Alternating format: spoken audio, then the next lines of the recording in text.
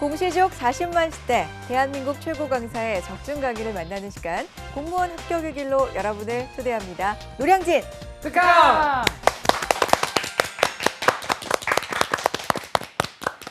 네, 2월로 접어들면서 공무원 시험 접수가 한창인데요.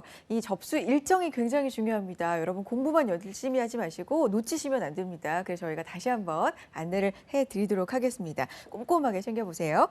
먼저 2월 8일부터 10일까지 국가직 지역인재 7급과 9급 공무원 지원서 접수가 있고요. 필기시험은 2월 25일입니다. 그리고 면접시험은 4월 29일이니까요. 지원 희망하시는 분들 꼼꼼하게 다이어리에 체크해 두셨다가 놓치지 마시고 접수를 하셨으면 좋겠습니다. 자, 교수님. 네.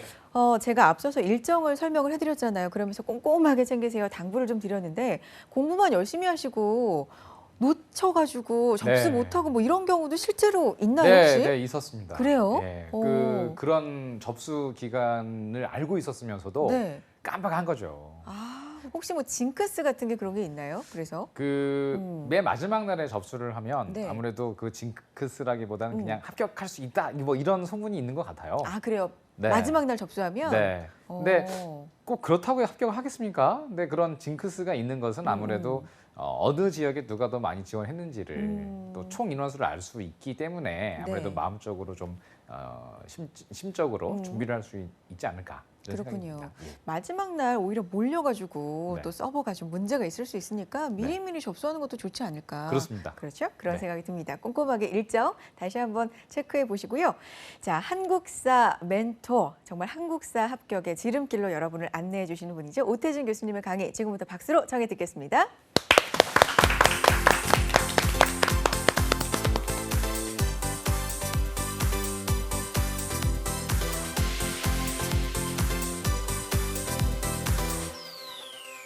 자, 여러분들께 합격을 선사해 드리겠습니다. 한국사 오태진 강사입니다. 자, 오늘 강의는요. 자, 지난 시간 다음이니까 지난 시간 우리가 뭘 배웠었죠? 그 통일 전쟁을 공부하였습니다. 이른바 소보 마매기. 자, 소보 마매기를 공부하였습니다. 이상하게 쏙쏙 들어오지 않습니까? 쑥쑥 들어오지 않습니까? 쏙쏙 쑥쑥. 그죠? 예. 자, 이 소보 마매기 다음 상황입니다. 이제 통일되고 난 다음의 상황이겠죠? 네. 그래서 이걸 통일 신라라고 한다. 중대? 하대? 이 구분법입니다. 이게 중대가 뭐고 하대가 뭐고 그러면 시험 포인트를 잡아야 돼요. 바로 중대, 하대 구분하기인 것입니다. 그래서 중대 특징 3개 그리고 하대 특징 하나 슬쩍 끼워 넣으면서 4개 중에 하나 찾기 뭐 이런 식의 문제가 나오고요. 두 번째, 자 고구려 발해로 부활하다라고 하는 제목을 달아보았습니다. 그래서 이런 남북국 시대 2개를 같이 공부를 하겠습니다. 자, 첫 번째 통일신라의 시기구분법을 알려드릴게요. 박혁거세? 뭐요? 이름이 혁거세요? 이러죠. 왕후 이름이죠. 사실은 세상을 밝게 비추신 분이라는 뜻인데요. 거서관이라는 칭호를 쓰셨던 분인데 신라를 만드신 분이에요. 김씨가 만든 게 아니라 박씨가 만들었다는 사실. 진덕유황대까지를 상대라고 하는데요. 상대라고 하는 건 제일 위에 있는 대 이런 뜻이 되겠죠. 그 이유는 성골, 성골이 무슨 뜻이냐면요. 성스러운 골, 뼈, 예, 성스러운 뼈. 예, 이게 방송 용어에 적합한지 모르겠어요. 성스러운 뼈, 성뼈, 세인트 본? 뭐 이런 개념이 바로 성골인 것입니다. 그래서 아무래도 종교적인 성격이 좀 많이 들어가 있는 것 같죠. 세인트, 그죠? 네, 그래서 성골. 근데 성골이 단절돼요. 여왕이 왕이 됐다는 것 자체가 뭔가 남자가 없어졌다라는 의미가 들어가 있겠죠. 그래서 신라가 여왕이 있었는데요. 그것은 종교적인 권유 우선시였기 때문이다. 그래서 여왕이 존재합니다. 그래서 선덕여왕, 이효원, 그죠? 그래서 진덕여왕 이런 분들이 존재할 수 있었던 이유가 바로 이런 종교적 성격이 매우 강했기 때문이다. 근데 이게 이제 단절됐다는 말이에요. 여왕이 왕이 올랐다는 건 결국 후사가 없었다. 그럼 결국 성골은 단절될 수밖에 없는 운명이다. 그 빈자리를 치고 들어간 게 누구냐? 바로 내 반드시 백제를 멸하리라 라고 했던 김춘추. 사실 이름부터가 벌써 좀 종교적인 성격이 아니죠. 사실 춘추라는 말의 의미는요. 공자가 쓴 역사책 이름입니다. 그 얘기는 뭐냐면 이 시기부터 유교 이념을 강화하겠다라는 의미가 있는 거예요. 그래서 자, 여기는 종교적 성격이 있죠. 근데 김춘추라는 이름을 통해서 유교를 강조하는 것처럼 보이죠. 이제 앞으로 실제로 그러합니다. 그래서 이 시기 때는 유교 이념이 매우 중시되어서 상당히 좀 바뀐 모습을 보이는데요. 어쨌든 무열왕부터를 신라 중대라고 했고 성골이 아니라 진골이라고 했으니까 이건 어떤 의미겠어요? 진골이니까 진짜 벽다귀, 그죠? 그래서 성스러운 벽다귀에서 진짜 벽다귀로 어디가 조금 더 성스러워 보여? 성골, 그지? 진짜 벽다귀. 그래서 약간 활통적으로는 성스럽지 못하다. 근데 진골이다. 그래서 무열왕계 진골이 왕이 있던 시기를 중대라고 합니다.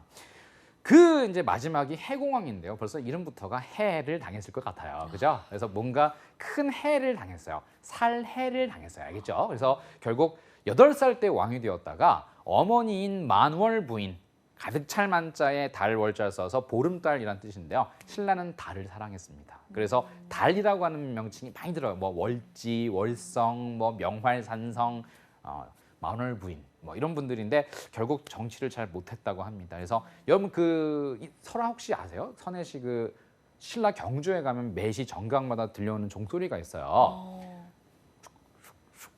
땡. 에미 때문에 에밀레 종입니다. 그 에밀레 종, 에미 때문에 죽었다라고 알려져 있는, 사실 그게 설화에는 뭐 아기를 뭐 집어넣었다는 둥 뭐 이런 얘기가 있지만 말도 안 되는 소리죠. 미쳤습니까? 애를 거기 왜 넣습니까? 또 야. 어쨌든 자, 이런 상황에서 해공왕 때 그 에밀레 종이 완성된 것은 그때 이 종이 완성되면서 해공왕이 피살된 것이 오버랩됐기 때문입니다. 그래서 결국 그건 맞아요. 애미 때문에 내가 죽었네. 96각간의 난, 이게 반란입니다. 그래서 96각간의 난이라는 반란이 일어나면서 결국 살해를 당하면서 무열왕계의 직계 자손들이 모두 죽었어요. 그러면서 단절된 거죠. 그래서 지금의 이제 국회의장격이었던 선덕왕이 권한대행이라는 그래서 권한대행을 하면서 자기가 왕이 돼버린 거예요. 그래서 바로 선덕왕이라는 분이 계십니다. 이분은 선덕남왕입니다. 여왕 아니고. 선덕남왕부터 마지막 경순왕, 저는 이른바 김경순 씨 이렇게 부르는데요. 이 경순왕이 왕건에게 신라를 갖다 바친 마지막 임금입니다.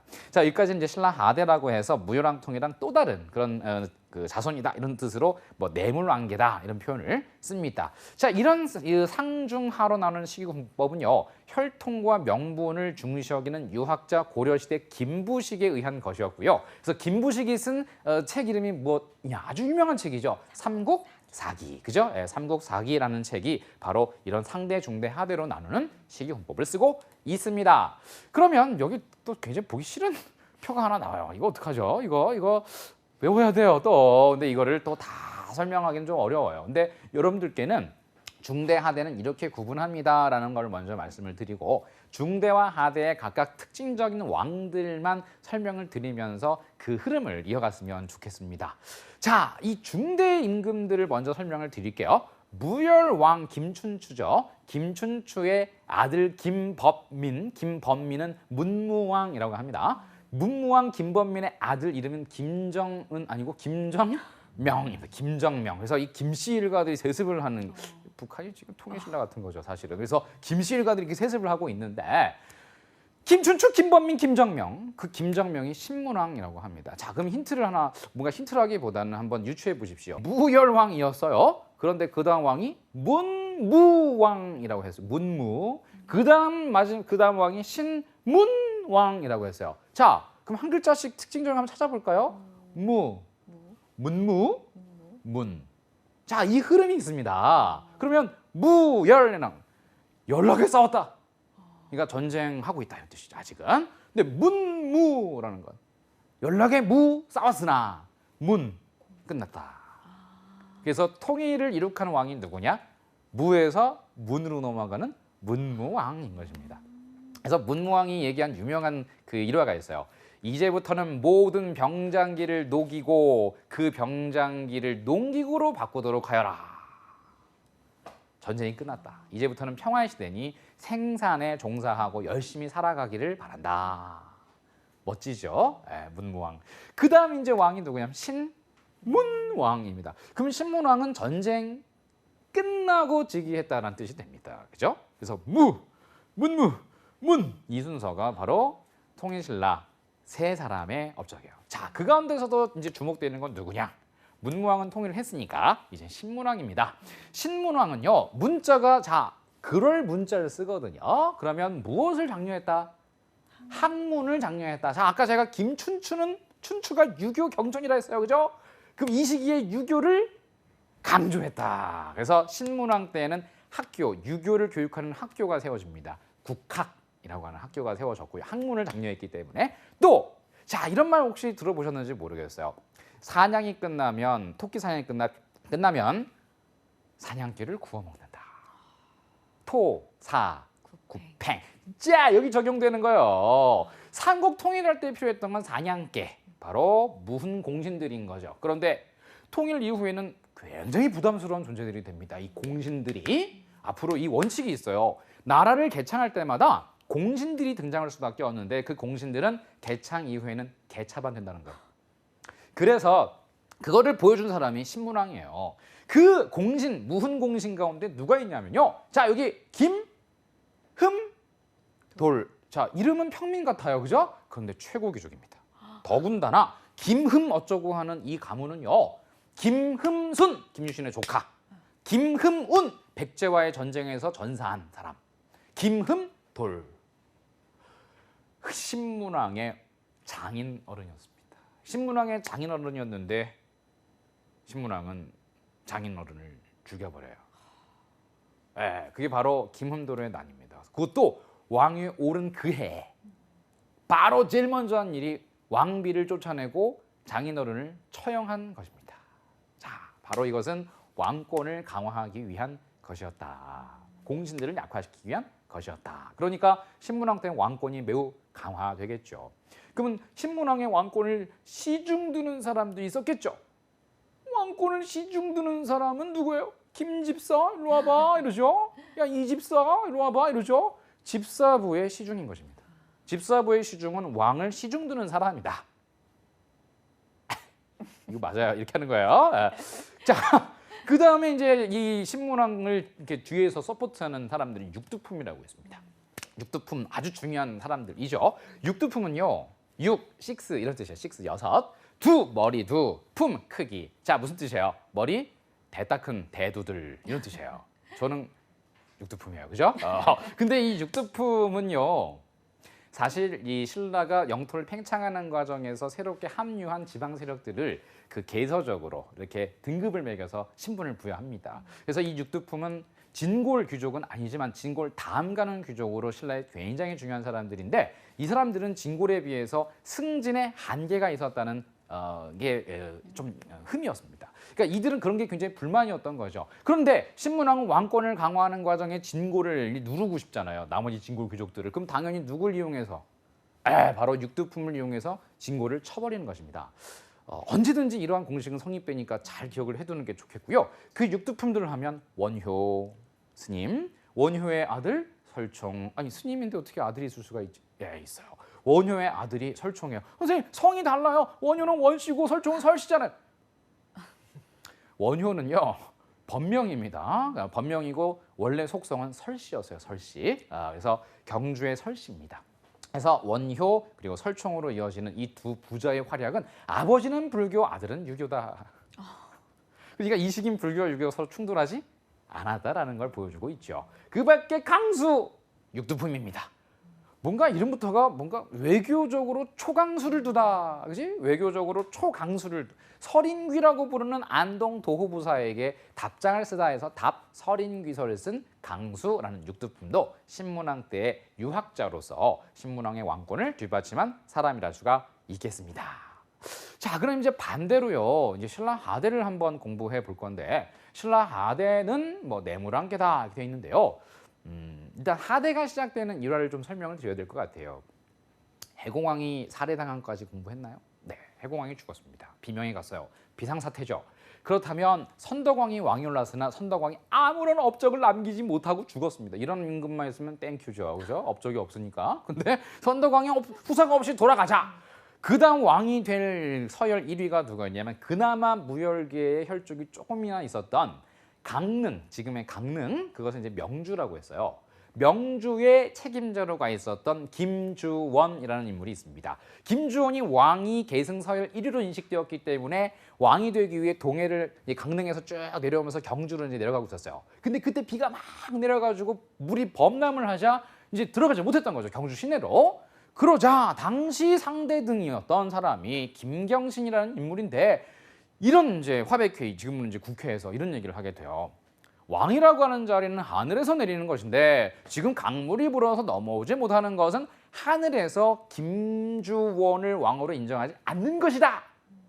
그랬더니 그 나머지 대등들이 그 당시 이제 의원들을 대등이라고 한 높은 관당 대등들이 아니 그러면 누가 왕을 해야 되겠어요? 그랬더니 국회의장이었던 그 상대등 김경신이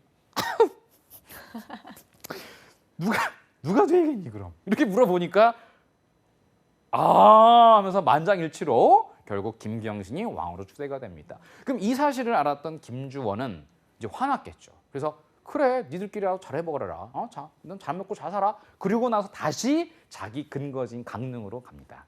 이분이 바로 명주 김씨의 시조가 됩니다. 그러니까 명주 김씨는 사실 강릉 김씨인데 알고 보면 경주 김씨인 거죠. 무슨 얘기인지 아시겠죠? 그래서 본관이 그렇게 나눠지는 것입니다. 그런데 이 김주원은 사실상 왕이죠. 그럼 왕이 경주의 왕 한 명이 있고 명주의 왕 한 명이 있네요. 그런데 경주의 왕만 왕이라고 하지 명주의 왕은 왕이라고 안 하잖아요. 그때부터 명주에 있는 사람들을 즉 명주 지방 도독 김주원을 뭐라고 부르느냐 이게 좀 중요한데 멧돼지라는 의미 상당히 저돌적이고 힘이 강하다 그리고 말을 듣지 않는다. 그래서 우리 교과서에는 반독립적 세력이라는 뜻으로 호족이라고 부르게 됩니다. 앞으로 한동안 이 호족이라는 단어는 상당히 나올 테니까요. 이 호족이라는 단어의 뜻을 잘 알아두는 게 좋겠습니다. 굉장히 강하다. 알겠죠? 이게 호족. 그래서 신라 하대에는 그런 호족들이 왕이 되겠다고 해서 일어나는 반란이 꽤 많았어요. 예를 들어 김주원의 아들이었던 김헌창, 그 김헌창의 아들 김범문, 또 왕족은 아니지만 막대한 부를 바탕으로 바로 이 해상 무역을 장악했었던 우리 해신 장보고입니다. 최수종이죠, 그죠? 그래서 이 장보고가 호족으로서 역시 반란을 일으키다가 제거당하기도 했습니다. 자, 그럼 이렇게 한번 얘기를 해볼까요? 집사부가 아니라 이제부터는 상대등이 왕이 되는 경우가 많았으니까 상대등 국왕시기. 그러면 화백회의가 훨씬 더 강해졌을 것이다. 왕이 쟁탈전에서 패배한 사람들은 낙향해서 호족이 되었을 것이다. 호족은 자기 지역을 자기가 알아서 세금을 걷었다. 가장 중요한 게 세금이거든요. 자기 지역 백성들 세금을 잘 얻어요. 그럼 중앙정부 세금도 따로 내야겠죠. 바로 농민들은 이렇게 이중수탈을 당하고 있었던 겁니다. 경주로 내는 세금과 또 그 지방의 호족에게 내는 세금이 두 개가 있었던 거예요. 그러니까 농민들은 굉장히 힘들어졌겠죠. 그래서 이 시기 때 여기 한번 볼까? 대농장이 확대되면서 농민이 몰락했다. 흐름을 아십시오. 호족이 등장해서 세금을 두 번 걷었다. 그래서 농민들의 반란이 일어났는데 대표적인 게 원종애노 사람 이름입니다. 원종애노의 난이 일어났다. 당시 여왕은 진성 여왕이 계십니다. 그래서 우리 신라 하대의 대표적인 임금을 한 명을 말하라면 진성 여왕입니다. 사실 신라를 말아 드신 분이십니다. 이분이. 그래서 저는 진상 여왕이다 이렇게 얘기를 하는데 이 진상 같으신 분인 이 진성 여왕께서요 887년에 즉위하시자마자 나 나라 잘 다스려 보겠다고 세금 면제 조치. 그런데 국고가 부족해지니까 어떻게 됐느냐? 바로 이중적으로 세금을 막 부과한 거예요. 농민들이 막 반란 일으킨 거죠. 그게 원종애노의 난이에요. 조금 있다간 적고적의 난. 이게 진성 여왕을 퇴위시킨 그런 반란인데 뜻은 적고적. 붉을적, 바지고, 도적적. 붉은 바지를 입은 도적들의 반란. 근데 사실 이 붉은 바지라는 게 있을 수가 없죠. 왜냐면 뭐 먹을 것도 없는데 유니폼 맞춰 입고 다녔겠습니까, 당시? 야, 우리는 적고적이에요. 이러면서 붉은 바지를 맞춰 입고 다닐 수가 없어요. 이건 이제 두 가지로 해석되는데 하나는 피로 물든 바지. 혹은 붉을적자라는 뜻이 알몸 상태다. 이런 의미로 해석될 수 있습니다. 경주 모량리 근처까지 적고적이 쳐들어와서 진성여왕을 희롱했다. 그럼 여왕을 희롱할 수 있는 가장 저항할 수 있는 게 뭐냐? 바로 알몸 상태로 와 이렇게 보여줘. 그래서 진성여왕이 보면서 응? 지금 이게 뭐니? 지금 내 눈에 펼쳐진 이 광경이 진짜 리얼이니? 이러면서 결국 나 이런 마음으론 더 이상 왕 못해. 퇴위할래. 해서 퇴위해버리고 본인이 사랑하는 작은아버지인 위홍. 작은아버지는 이미 결혼도 했었어요. 그 위홍과 3대목을 부르며 퇴위하였다. 이 진성령. 그 다음 상황은 견훤이 후백제를 선포하고 궁예가 후곡을 선포한 것입니다. 그러니까 결국 신라를 말아 드신 분이 바로 진성 여왕입니다. 자, 그럼 다음 얘기를 한번 해볼까 합니다. 자, 고구려 발해로 부활하다. 사실 이 발해는 비밀에 쌓여 있는 나라예요. 그래서 어떻게 얘기해야 되느냐 하면은 고구려를 계승한 나라다. 일단 이렇게 접근하시고, 근데 왜 발해라고 했느냐? 뜻은요, 발이라는 게 컴컴한 안개를 뜻합니다. 그래서 바다 위에 떠 있는 시커먼 안개를 말하는 거고, 해안 바다 해자니까 깜깜한 안개 저 너머 있는 비밀스러운 나라라는 뜻이 사실 발해예요. 그럼 이 바다 건너에 있는 사람들이 발해를 그렇게 봤겠죠. 그게 바로 중국 당나라였던 겁니다. 당나라가 발해를 발해라고 부르게 되면서 공식적인 용어를 발해라고 썼던 거예요. 사실 그 발해를 세우신 분은 대조영이라는 분인데, 또 최소종이네요, 그죠? 계속 최소종. 그래서 대조영이 발해를 세웠을 때 원래 국호는 발해가 아니라 진이라고 불렀었습니다. 근데 이게 당나라에서 발해라고 부르기 시작한다. 그러면서 발해가 발해로 바뀐 거예요. 그럼 당나라 사람들의 발해에 대한 공포심을 여기서 엿볼 수가 있는 거죠. 그러니까 시꺼먼 그런 바다에서 언제 어느 때 툭 튀어나올지 모르는 그런 나라라는 뜻이었으니까요. 대조영. 자, 그래서 잘은 모르지만 일단 가장 중요한 건 이 대조영이 발해를 세웠다는 것, 그리고 대조영은 고구려 출신 장수였다는 사실입니다. 그 아들 무예라고 이름을 지었어요. 대무예. 무예를 되게 잘 것 같죠. 그래서 무왕입니다. 똑같이 무왕. 그다음 그 아들 대흠무.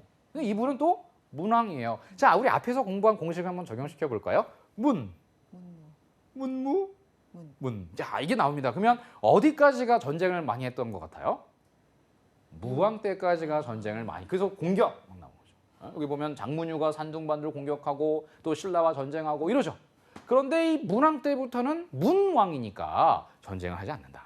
그래서 화친 정책, 친선 관계, 또 신라와 친선 관계. 자, 여기까지 이 흐름 이해가 되시죠? 요 흐름이 중요합니다. 이름 대흠무. 좀 외우기가 어려워요.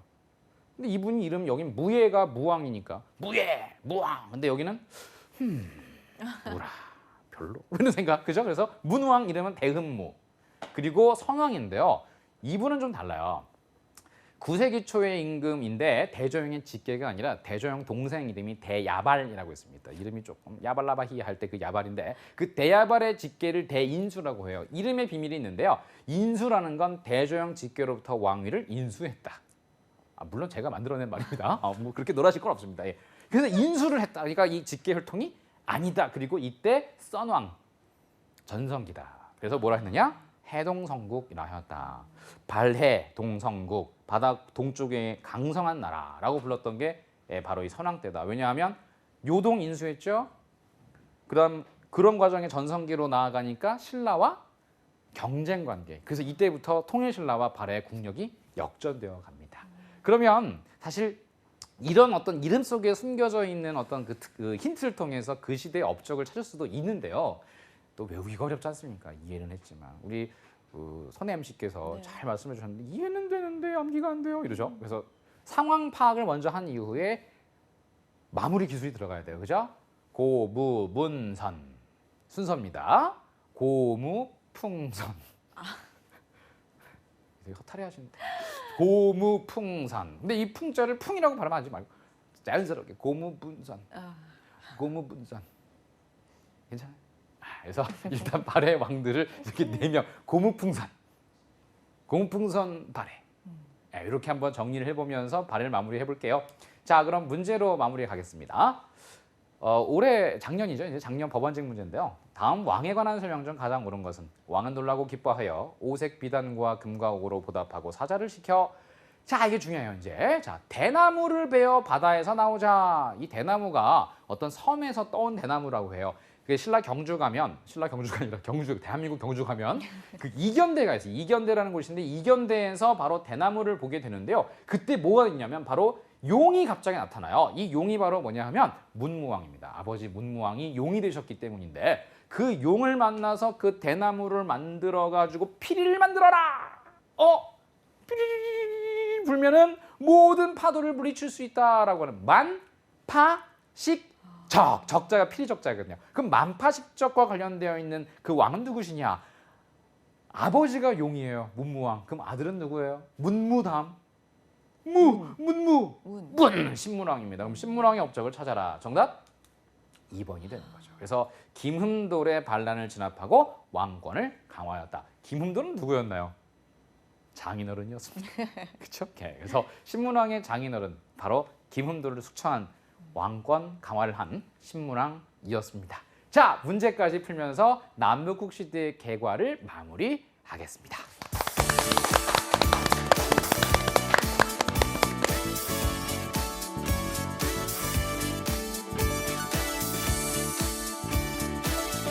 네, 고무풍선 발해. 제가 지금 무슨 얘기를 하는지는 강의 잘 들으셨던 분들은 알아차리실 것 같은데요. 오늘 강의의 포인트 중에 하나로 기억하시면 좋을 것 같습니다. 귀에 정말 쏙쏙 들어오는 강의였는데요. 자, 두 분은 어떻게 들으셨는지 궁금한데 연수 학생 어땠어요? 저는 항상 공부하다가 문제가 항상 나오는 부분인데 맨날 틀리는 부분이었거든요. 근데 이제 수업을 들으니까 네. 너무 이해를 잘 시켜주시는 것 같아요. 그래요. 이해를 쭉 하고 나서 암기까지도 할 수 있는 방법까지 익히시면은 도움이 많이 될 것 같습니다. 네. 자, 오늘 강의 마칠 시간이 됐는데요. 앞서서 제가 일정을 말씀을 드리면서 면접 일정도 말씀을 드렸습니다. 공무원 면접은 과연 어떤 걸 물어볼까 궁금해 하실 텐데 제가 기출 면접 문제 몇 가지를 좀 가지고 와봤어요. 들려드릴게요. 자신이 생각하는 바람직한 공직관을 설명해 보세요. 라는 문제도 나온다고 하고요. 애국가 4절을 불러보세요. 뭐 이런 얘기. 또 국기에 대한 맹세를 한번 외워보세요. 이런 면접 질문도 있었고요. 평소에 봉사활동 경험이나 다른 사람에게 도움을 받았던 경험을 이야기해 보세요. 이것도 기출 문제였습니다. 또 나이 많은 수험생한테는요. 수험 기간에 대한 수험생 생활을 했던 기간에 대한 얘기가 있었는데요. 20, 30대 신용 불량자 증가 원인 해결책에 대한 문제도 있었다고 합니다. 이 부분에 대한 것들도 좀 대비를 해보시면 도움이 되지 않을까 생각이 듭니다. 자, 오늘 강의 내용 중에 놓친 부분이 있다. 다시 듣고 싶다 하시는 분들은요. 걱정하지 마세요. 유튜브 그리고 홈페이지 통해서 다시 보실 수 있습니다. 알찬 내용 놓치지 마시고 챙겨가시고요. 저희는 내일 이 시간 알찬 강의로 돌아오겠습니다. 함께해 주신 여러분 고맙습니다.